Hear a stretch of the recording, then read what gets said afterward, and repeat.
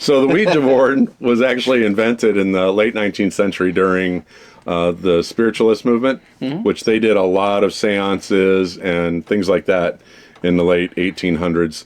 You'll see them in the movies all the time, especially the horror movies. Yeah. But it was very common. It was a form of entertainment. Oh, yeah. Was to communicate with the dead. Daytime.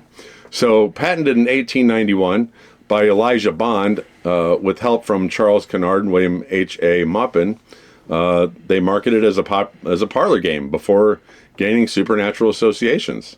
Now, the name Ouija supposedly came from the board itself during a session. Early users believed it could contact the dead or spirits beyond. So, Yeah. the spiritualism rise, right, became really popular during the Civil War. Right.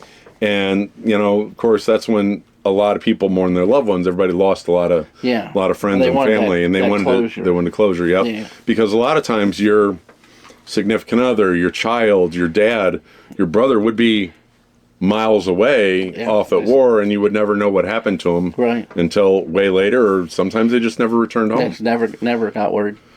So spiritualists actually used mediums and séances and spirit boards to communicate with the dead. The Ouija board falls under the spirit board category. The Ouija board became a tool for amateur spiritual communicators. Right. So spiritualism merged Victorian curiosity with mysticism and pseudoscience.